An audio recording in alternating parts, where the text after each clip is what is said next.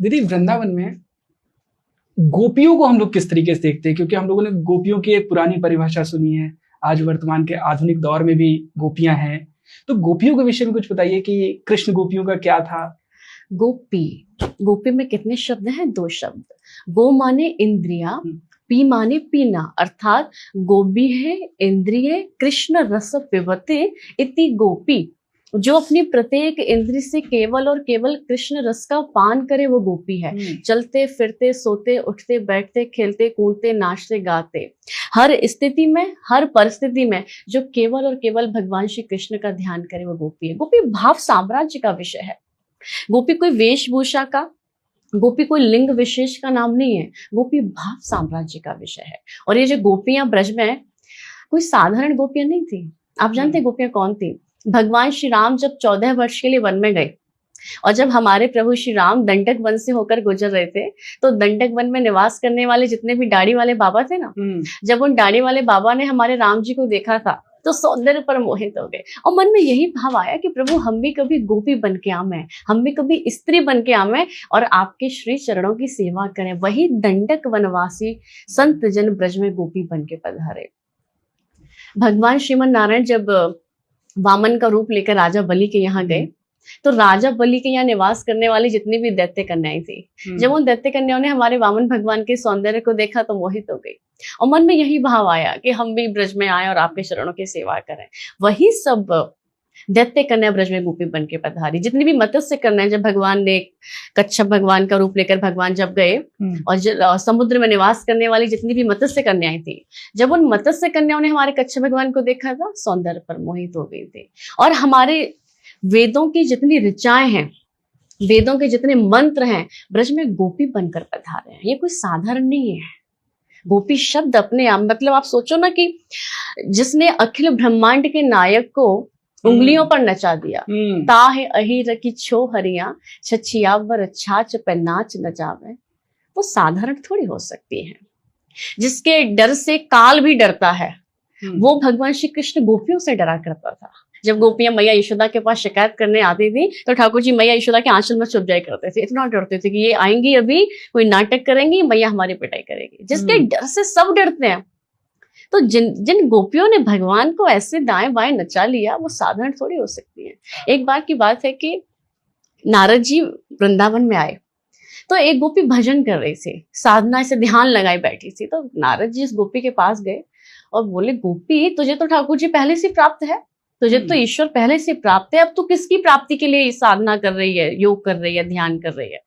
तो गोपी ने जो बात कही, बड़ी प्यारी बात कही। गोपी ने कहा, नारद जी मैं कृष्ण को प्राप्त करने के लिए साधना नहीं कर रही, ध्यान नहीं लगा रही। मैं तो इसलिए ध्यान लगा रही हूँ कि थोड़ी देर के लिए ये कृष्ण मेरे ध्यान से चला जाए तो मैं अपने घर के काम कर लूं, मेरे बालक भूखे बैठे। गोपियां यहाँ की बात है। हम लोग मरे जाते हैं कि श्री कृष्ण एक बार ध्यान में आ जाए। और गोपियों की स्थिति, गोपी प्रेम की ध्वजा है। आपको जीवन में प्रेम सिखाने का कार्य अगर कोई कर सकता है, कि श्रेष्ठ प्रेम, आपको अगर प्रेम की शिक्षा, प्रेम की दीक्षा अगर आपको कोई दे सकता है तो गोपियां। गोपियों से श्रेष्ठ कोई प्रेम की पुजारी नहीं रहा। तो गोपियां तो उद्धव को देखिए ना आप, उद्धव बृहस्पति जी के शिष्य, ज्ञानियों में सबसे प्रवीण, वो उद्धव जी भी नतमस्तक हो गए। ज्ञान रखा रह गया प्रेम के आगे। ऊधो सूधो है चलो सुन गोपिन के बोल, ज्ञान बजाई डुमडुमी और प्रेम बजायो ढोल। गोपियों के प्रेम के ढोल के आगे उद्धव जी की ज्ञान की डुमडुमी बड़ी फीकी पड़ गई। आज के दौर के प्रेम में और उस दौर के प्रेम में आपको क्या अंतर दिखाई पड़ता है? प्रेम और प्यार बहुत डिफरेंट चीजें हैं। प्रेम का मतलब होता है अपने प्रेमी को सुख देना। जहां अपने सुख की कामना नहीं है वो प्रेम है। जैसे प्रेम गोपियों को सिर्फ एक ही चाह रहती थी, किशोरी जी को सिर्फ एक ही चाह रहती थी कि ऐसा क्या करूं जिससे गोविंद प्रसन्न हो जाए। आज के समय क्या चल रहा है कि ऐसा तुम क्या करो कि मैं खुश हो जाऊं। यहाँ देने की भावना नहीं है, लेने की भावना है। और प्रेम में सिर्फ दिया जाता है, लिया नहीं जाता। प्रेम निष्काम होता है। प्रेम में कोई कामना नहीं होती। ये अगर लेन देन जहां पर है कि तुम मेरे लिए ये करोगे तो मैं तुम्हारे लिए ये करूंगा, ये सौदा है, प्यार नहीं है, ये प्रेम नहीं है। प्रेम अनकंडीशनल होता है, प्रेम में कोई शर्तें नहीं होती हैं। व्यापारीकरण कर दिया गया है आज के दौर में प्रेम का। और देखिए, मुझे ऐसा लगता है प्रेम ना केवल भगवान से ही हो सकता है। बाबा गोस्वामी ने रामचरितमानस में पहले लिख दिया था कि सुर नर मुनि सबके यह रीति, स्वार्थ लागे करहीं सब प्रीति। तो इस संसार में जितना भी प्रेम का नाटक है, प्यार का नाटक है, जो भी आप कहो, ये सब स्वार्थ से है। जिस दिन लोगों के स्वार्थ सिद्ध हो जाते हैं, लोग नमस्कार करना बंद कर देते हैं। तो मुझे ऐसा ही लगता है कि संसार में प्रेम नहीं है, प्रेम केवल और केवल गोविंद के पास है। और आपके प्रेम की सही परख अगर कोई करता है, आपके प्रेम की कोई सही कदर कोई करता है, तो वो शिव बांके बिहारी ही करते हैं। वरना ये संसारियों को आप प्रेम करेंगे, ये आपको धोखा ही देंगे। और भगवान से अगर आप प्रेम करेंगे तो भगवान जीवन में धोखा नहीं देंगे। ये दुनिया हमेशा उपलब्ध रहती है लेकिन मौके पर कभी नहीं आती, और भगवान सदैव रहे या ना रहे लेकिन मौके पर जरूर आते हैं। बिल्कुल सही है, बिल्कुल सही बात।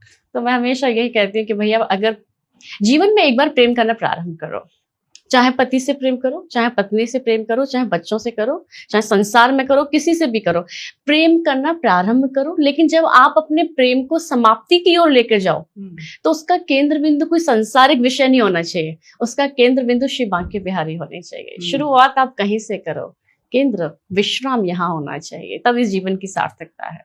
और देखिए, भगवान ना प्रेम के बड़े अधीन है। बिना प्रेम रीझ है नहीं नटवर नंद किशोर। अगर आपके जीवन में प्रेम नहीं, आप कितनी भी साधना कर लेना, कितना भी योग कर लेना, हम लिख कर आपको ये बात कर रहे हैं, ठाकुर जी रीझ नहीं सकता। बड़े बड़े योगी चले गए, बड़े बड़े ध्यान लगाए चले गए, लेकिन भगवान क्षण भर के लिए भी उनकी समाधि में नहीं आए। जन्म जन्म मुनि जतन कराही, अंत राम कहीं आवत नाही। बाबा जी ने मानस में लिखा। लेकिन प्रेम से तो ठाकुर जी आगे पीछे डोलते हैं आपके। प्रेम में बहुत ताकत है, भगवान खींचे हुए बंधे हुए बस चले आते हैं। तो जीवन में प्रेम होना चाहिए।